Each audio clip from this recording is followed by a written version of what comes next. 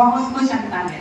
जैसे किसान फसल बोता है तो एक क्रमशः उसकी आगे आने की वृद्धिगत होता जाता है। सबसे पहले हमने क्षमाधर में मतलब अपनी भूमि को, बंजर भूमि को क्या करा था, योग्य बनाया था। उसकी क्या करी थी, हमने जो भी करते हैं साफ सफाई करी। फिर उसके बाद में मार्गों की मृदुता माने पानी का सिंचन हुआ। बिना मृदुता के उसमें बीज डलता नहीं है, तो मृदुता आई और फिर आगे से हमने उसको सरल भी करा। पूरी भूमि को क्या करा, तैयार करा। फिर तैयार करने के बाद में उसमें सत्य का बीजारोपण करा। क्या, सत्य धर्म का बीजारोपण करा। और जहाँ सत्य धर्म का बीजारोपण हुआ और फिर अंकुरण का जागरण हुआ तो उसके बाद में उसमें खरपतवार भी आती है। आ जाती है क्या?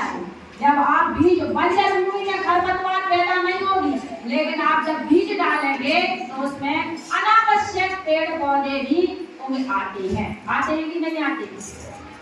तो उसको आप क्या करते हैं, निदाई करते हैं। क्यों करते हैं कि अगर वे अनावश्यक पेड़ पौधे लगे रहेंगे तो अपनी फसल क्या हो जाएगी, बढ़ नहीं पाएगी, कमजोर होगी, क्योंकि पूरा रस किसमें चला जाएगा, इन खरपतवार में चला जाएगा। तो अपन खरपतवार को निकालते हैं, उसी का नाम स्वच्छ सुचिता। खरपतवार को जो निकाला है, जो वेस्टेज पौधे, अनावश्यक जो पेड़ पौधे हैं, अगर वे लगे रहेंगे तो अपनी फसल कमजोर होगी।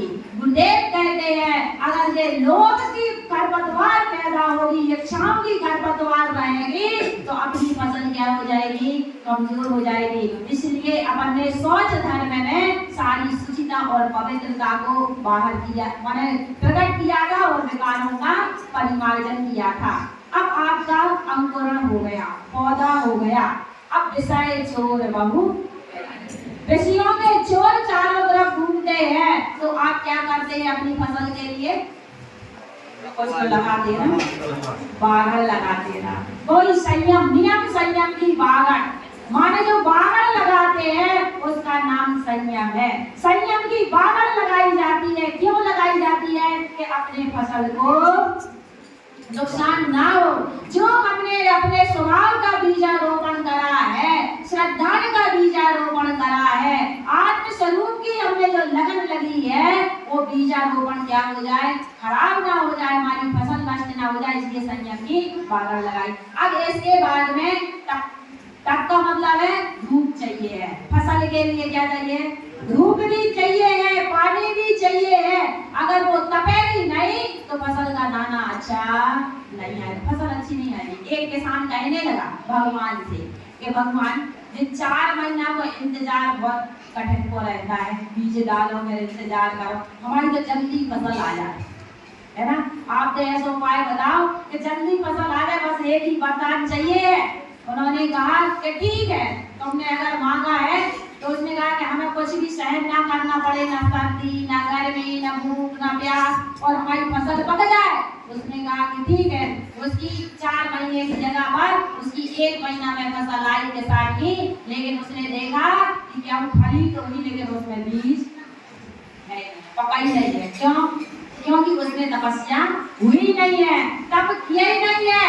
जहाँ तपस्या नहीं होती है वहाँ दाना फलता नहीं है, वहाँ फल की प्राप्ति नहीं होती।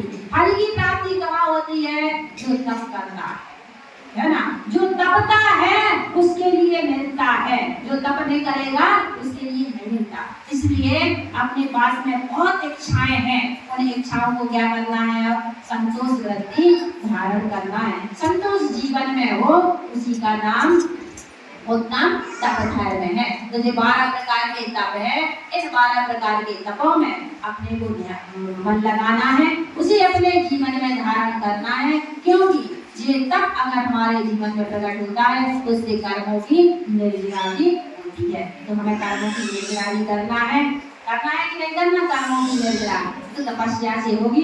इच्छाओं के निरोध पूर्वक हमें तप को धारण करना है। आज के इस उत्तम तप धर्म का यही अभिप्राय है। शेष चर्चा हम इसके संबंध में रात्रि में करेंगे कि तप वास्तव में होता क्या है, आसक्ति में, उसमें इच्छा में और आसक्ति में क्या अंतर होता है। इच्छाएं तो, इच्छा और आसक्ति में बहुत अंतर होता है। इच्छा तो अगर आपको किसी चीज की इच्छा हुई और उसकी पूर्ति हो गई, मिल गई वो चीज, तो इच्छा क्या हो जाती है, वही समाप्त हो जाती है। लेकिन जो आसक्ति होती है, आसक्ति कभी पूरी नहीं होती। आसक्ति नाम ही उसका आसक्ति है कि जो आ तो सकती है लेकिन जा नहीं सकती, उसका नाम आसक्ति है। तो हमें आसक्ति छोड़ना है, किसके प्रति? धन के प्रति, बाहर के पदार्थों के प्रति, भौतिक सुखों के प्रति, विषयों के प्रति। आसक्ति जहाँ छूटेगी वहाँ इच्छाओं का विरोध होगा, वही तपस्या होती है। ऐसा तब अपने जीवन में, सबके जीवन में प्रकट हो। यही सदगुरुओं की परम पावन